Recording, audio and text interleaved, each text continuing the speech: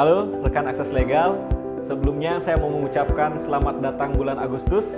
Artinya kita akan menyambut peringatan HUT Kemerdekaan Republik Indonesia ke-75.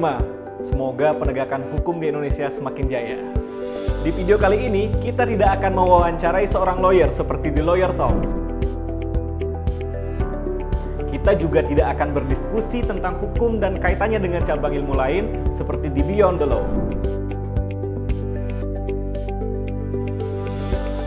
Tapi di video kali ini kita akan membahas penerapan hukum di masyarakat. Karena ini adalah segmen Law in Action.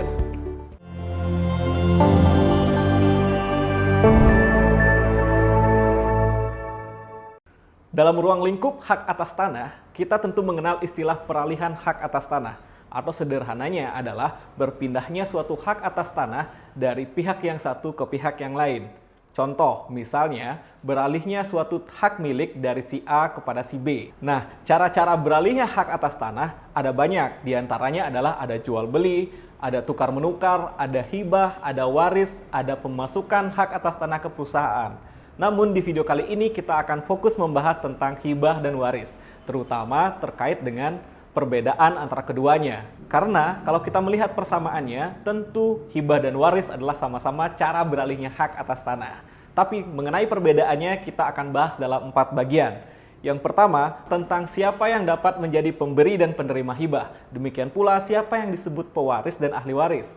Kedua, tentang tanah yang dapat dihibahkan atau diwariskan. Kemudian yang ketiga adalah tentang cara peralihan hak atas tanah melalui hibah atau waris. Dan yang keempat adalah tentang pajak-pajak yang harus dibayarkan dalam peralihan hak atas tanah melalui hibah atau waris.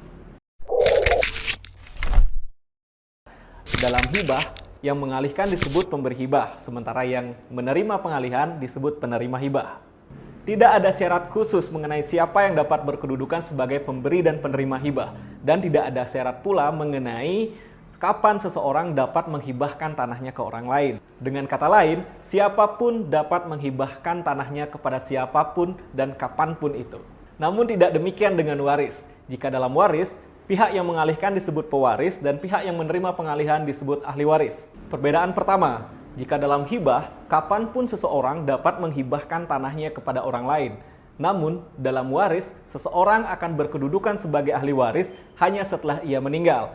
Atau dengan kata lain, harta warisan hanya akan terbuka bila si pewaris telah meninggal. Perbedaan kedua, jika dalam hibah, siapapun dapat menghibahkan tanahnya kepada siapapun. Akan tetapi dalam waris, antara pewaris dan ahli waris harus terdapat hubungan keluarga yang dibuktikan dengan surat keterangan silsilah. Karena hak mewaris hanya akan timbul apabila si pewaris dan ahli waris terdapat hubungan kekeluargaan. Namun dalam hubungan waris, tidak selalu orang tua berkedudukan sebagai pewaris dan anak berkedudukan sebagai ahli waris. Karena dalam peraturan perundang-undangan di Indonesia dikenal dengan 3 golongan ahli waris. Golongan pertama, garis keturunan ke bawah, yaitu dari orang tua ke anak atau dari nenek atau kakek ke cucu.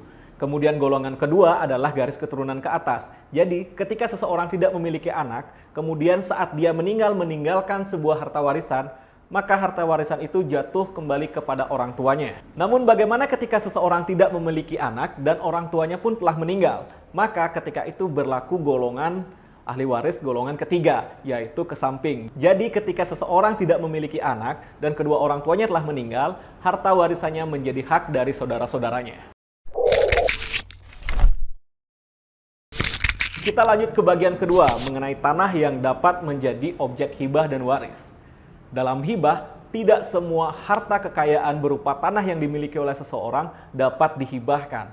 Hal ini untuk menghindari adanya ahli waris yang kehilangan hak mutlaknya, yang dalam hukum disebut legitime porsi. Secara garis besar, legitime porsi dapat diuraikan sebagai berikut. Bila seseorang memiliki 1 orang anak, maka ia hanya dapat menghibahkan tanahnya kepada orang lain maksimal setengah dari seluruh harta yang ia miliki. Sedangkan bila seseorang memiliki 2 orang anak, maka ia hanya dapat menghibahkan maksimal 2/3 dari bagian anak-anaknya tersebut. Dan apabila dia memiliki 3 orang anak, maka maksimal dia dapat menghibahkan 3/4 dari bagian ketiga anaknya tersebut. Kembali kepada perbedaan hibah dan waris, jika dalam waris, Seluruh harta milik pewaris dapat dibagi secara habis oleh ahli waris, tentunya dengan perhitungan dan kesepakatan para ahli waris tanpa meninggalkan kewajiban-kewajiban ahli waris terhadap pewaris. Kita berlanjut ke bagian ketiga, mengenai cara peralihan hak melalui hibah dan waris. Dalam hibah, peralihan hak dilakukan dengan akte hibah yang dibuat di hadapan pejabat pembuat akte tanah, atau dengan pertimbangan tertentu dapat didahului dengan pengikatan kuasa hibah yang dibuat di hadapan notaris. Apa yang dimaksud dengan pertimbangan tertentu? Misalnya, pemberi hibah hanya dapat melakukan penandatanganan pada hari ini saja, mungkin besok dia akan keluar kota atau semacamnya. Namun, sertifikat tanah yang akan dihibahkan belum dilakukan pengecekan pada kantor pertanahan. Pajak-pajak yang harus diselesaikan dalam hibah juga belum terbayarkan. Maka dari itu secara hukum akte hibah belum dapat ditandatangani. Oleh karena itu sebelumnya dibuat pengikatan dan kuasa hibah di hadapan notaris. Sehingga nanti ketika seluruh persyaratan penandatangan akte hibah telah terpenuhi, cukup penerima hibah saja yang menandatangani akte hibah berdasarkan pada kuasa yang telah dia peroleh sebelumnya dari pemberi kuasa atau pemberi hibah. Selanjutnya masih tentang hibah.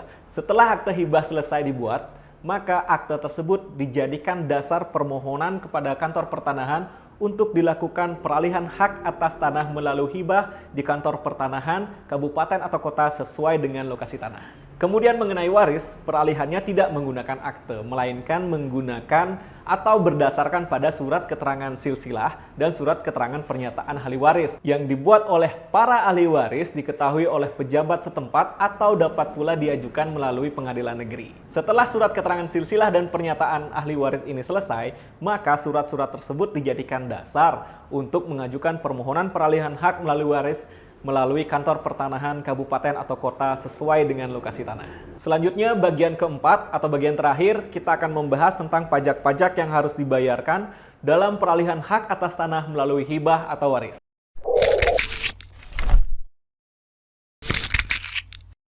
Dalam hal ini terdapat 3 istilah perpajakan. Yang pertama, pajak bumi dan bangunan atau PBB. Yang kedua, pajak penghasilan atau PPH. Dan yang ketiga, bea perolehan hak atas tanah dan bangunan atau BPHTB. Pertama, pajak bumi dan bangunan harus dilunasi, baik itu dalam proses hibah maupun dalam proses waris. Karena setelah pajak ini dilunasi, barulah kemudian dapat diproses selanjutnya, baik itu tentang PPH ataupun BPHTB. Bagaimana caranya mengetahui tunggakan pajak PBB? Bisa dicek di kantor Badan Pendapatan Daerah, kabupaten atau kota sesuai dengan lokasi tanah. Kedua, pajak penghasilan, yaitu pajak yang harus dibayarkan oleh pemberi hibah. Nah, dalam hibah terdapat 2 kelompok. Ada hibah yang menjadi objek dari pajak penghasilan dan ada hibah yang tidak merupakan objek dari pajak penghasilan. Yang pertama, kita akan bahas tentang hibah yang bukan merupakan objek dari pajak penghasilan. Hibah dari orang tua ke anak atau dari anak ke orang tua bukan merupakan objek dari pajak penghasilan. Sehingga dalam proses transaksi hibah dari orang tua ke anak atau sebaliknya tidak dikenakan pajak penghasilan. Berbeda dengan hibah dari saudara ke saudara lainnya atau dari menantu ke mertua atau sebaliknya, itu merupakan objek pajak penghasilan. Dan tarif untuk pajak penghasilan adalah 2,5% dihitung dari nilai pasar. Di samping nilai pasar, beberapa daerah juga menggunakan nilai jual objek pajak sebagai dasar perhitungannya. Misalnya, nilai pasar atau nilai jual objek pajak dari sebidang tanah yang akan dihibahkan adalah 100 juta rupiah, maka pajak penghasilan yang harus dibayar adalah 100 juta kali 2,5%, hasilnya 2,5 juta rupiah. Ketiga, yaitu bea perolehan hak atas tanah dan bangunan atau BPHTB, yaitu pajak yang harus dibayarkan oleh penerima hibah atau ahli waris dalam hal pewarisan. Perhitungannya adalah sebagai berikut. Misalnya dalam hibah, perhitungannya adalah nilai pasar atau nilai NJOP tadi dikurangi dengan nilai perolehan objek pajak tidak kena pajak NPO PTKP, kemudian dikali 5%. Contoh, tadi contohnya adalah nilai jual objek pajak adalah 100 juta rupiah. Dikurangi NPO PTKP, biasanya sebesar 60 juta, artinya sisanya adalah 40 juta. Dari 40 juta ini dikalikan 5%, hasilnya adalah 2 juta rupiah. Jadi, kalau objek hibah, nilai pasar atau nilai NJOP-nya adalah 100 juta rupiah, maka BPHTB yang harus dibayarkan adalah 2 juta rupiah. Kemudian untuk waris, tarifnya sama, 5%. Akan tetapi, beberapa daerah kebijakan mengenai nilai perolehan objek pajak tidak kena pajaknya berbeda-beda. Dan ada beberapa daerah yang sudah menerapkan pajak gratis atau nihil bagi penerima waris. Ataupun jika di daerah yang belum menerapkan kebijakan gratis, rumusnya adalah sama. Nilai jual objek pajak dikurangi NPO PTKP kemudian kali 5%. Demikian segmen Law in Action mengenai hibah dan waris. Mudah-mudahan bisa memberikan informasi bagi rekan-rekan. Saksikan juga segmen lain dari Akses Legal. Lawyer Talk, Lawyer View, Beyond the Law, dan Law in Book. Untuk informasi selengkapnya dari Akses Legal, silahkan klik di www.akseslegal.com.